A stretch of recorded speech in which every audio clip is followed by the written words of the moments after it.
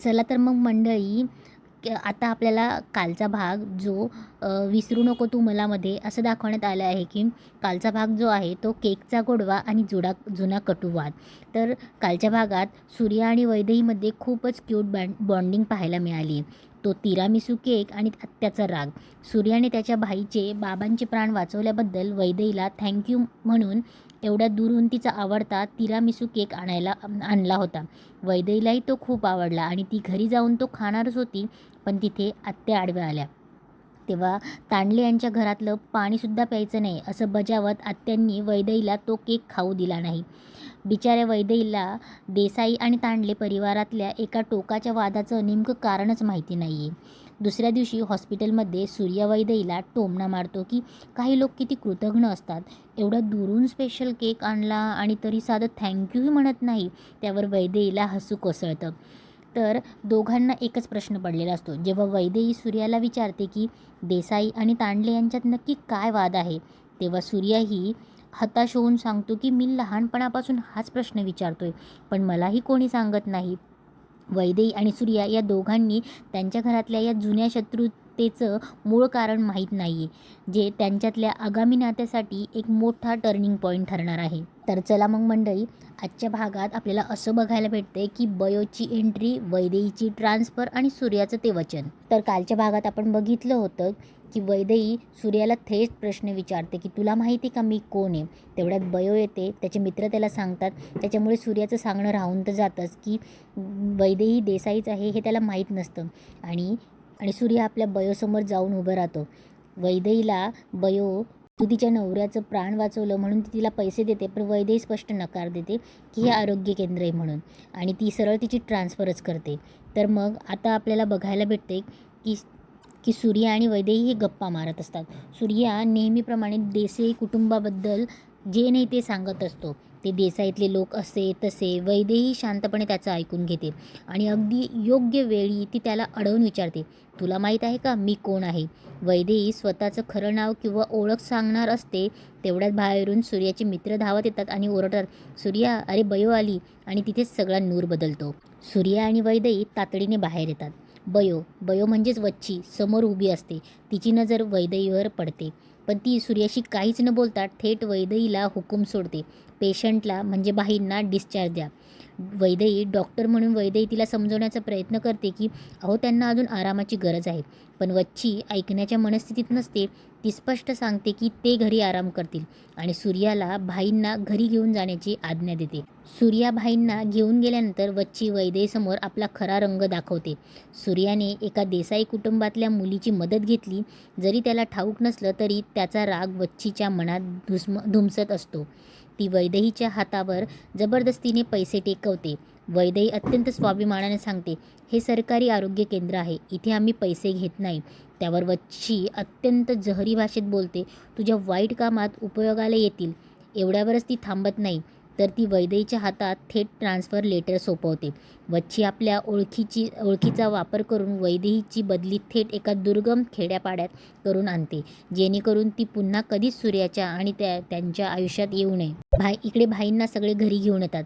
वच्ची अत्यंत संतापात आणि हताश होऊन एका जागी बसलेली असते. तिथे सूर्या तिला मनवण्यासाठी येतो, तेव्हा वच्ची तिचं सर्वात मोठं अस्त्र बाहेर काढते, इमोशनल ब्लॅकमेल. ती सूर्याला बोलते, मी तुझं तुला एवढं डोक्यावर मिळवलं, जीव लावला आणि तू माझं ऐकत नाही आहेस. मग घे ही गोळी आणि मला मारून टाक.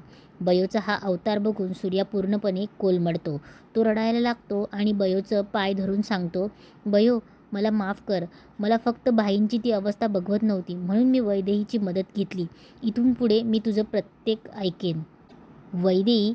वच्ची वैदेहीचा उल्लेख कोण कुठली फडफड असा करत सूर्याला तिच्यापासून दूर राहण्यास बजावते.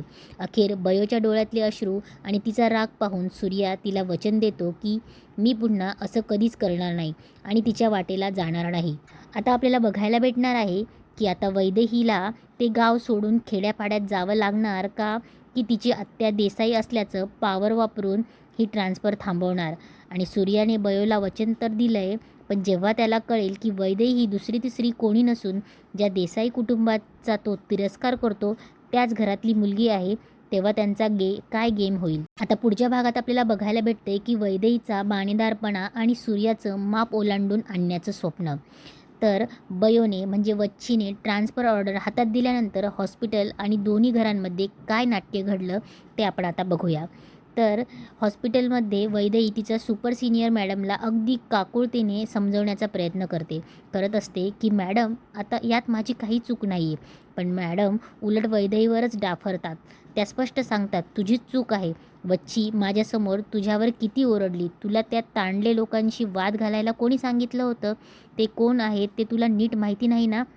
आता जर ट्रान्सफर ऑर्डर रद्द करायची असेल तर सरळ जा आणि त्यांच्या पायावर जाऊन नाक घास. हे ऐकून वैदेही फार चक्रावून जाते. तिकडे तांडल्यांच्या घरात सूर्या अगदी अपराधी भावनेने आपल्या भाईंजवळ म्हणजे बाबांजवळ बसला असतो. तो रडवलेला होऊन सांगतो, भाई मी चुकलो. मी आजवर कधीच बयोचं ऐकलं नाही. असं झालं नव्हतं. मी नेहमी तिचंच ऐकतो. पण त्याचे वडील भाई त्याला खूप प्रेमाने समजवतात. ते म्हणतात, हे बघ सूर्या, तू प्रत्येक वेळेस तिचं ऐकलं असेल पण आज तू स्वतःच्या मनाचं ऐकलेस. आणि तुला माहीत आहे आज तुझ्या या एका निर्णयामुळे माझ्या मुलामुळे मी जिवंत आहे. नाहीतर आज मी स्मशानात राहिलो असतो. वडिलांच्या या शब्दामुळे सूर्या कुठेतरी मनातून दिलासा मिळतो. इकडे वैदेहीला ट्रान्सफरचं प्रचंड टेन्शन आलं आहे. तिच्या डोळ्यात सारखं वच्छीचे तेच शब्द घुमत असतात की सगळ्यांसमोर माझ्या पायावर नाक घास तरच तुझी ट्रान्सफर ऑर्डर रद्द करेन म्हणून. तिकडे सूर्या मात्र पूर्णपणे वैदेहीच्या विचारात हरवलेला आहे. पहिल्या भेटीपासून ते आत्तापर्यंत ते वैदेहीसोबतचे सगळे क्षण त्याला एकामागून एक आठवत असतात.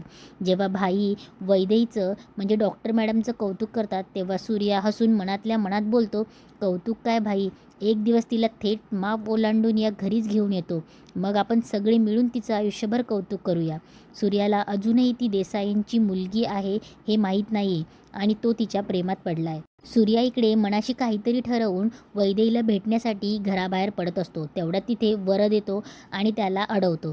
त्या दोघांमध्ये नेहमीप्रमाणे थोडी नोकझोक वाद होतात. आणि इकडे देसाईंच्या घरात वैदेही आपल्या घरच्यांना ट्रान्सफर ऑर्डरबद्दल सगळी हकीकत सांगते. वच्छीने पाय पडण्याच्या ठेवलेली अटही ती सांगते. पण वैदेही ही स्वाभिमानी मुलगी आहे. ती घरातल्यांना ठामपणे सांगते, माझी ट्रान्सफर ऑर्डर एक वेळ रद्द झाली नाही तरी चालेल. मी ती खेड्यापाड्यातली नोकरी करायला तयार आहे. पण मी त्या वच्छीबाईच्या पायावर जाऊन नाक घासणार नाही. आता कथा अशा वळणावर आली आहे जिथे वैदेही तांडले परिवारांसमोर न झुकण्याचा निर्णय घेते. सूर्या ती आपल्या घरची सून बनवण्याचे स्वप्न पाहतो. जेव्हा सूर्याला कळेल की वैदेही झुकणार नाही आणि वच्छीने तिची ट्रान्सफर केली आहे तेव्हा तो बयोविरुद्ध जाऊन वैदेहीला मदत करेल का हे पाहणं खूप जास्त मनोरंजक असणार आहे. तर चला तर मग मंडळी, स्टार प्रवाहावरील ही अतिशय वेगळी कथा कोकणातली विसरू नको तू मला ही मालिका अतिशय सुंदर बनवण्यात आली आहे. आणि असेच अपडेट्स आपल्याला बघायचे असतील तर नक्कीच या चॅनलला लाईक, सबस्क्राईब आणि शेअर करा. आणि अशी आगळी वेगळी लव्ह स्टोरी बघण्याचा आनंद घ्या. धन्यवाद.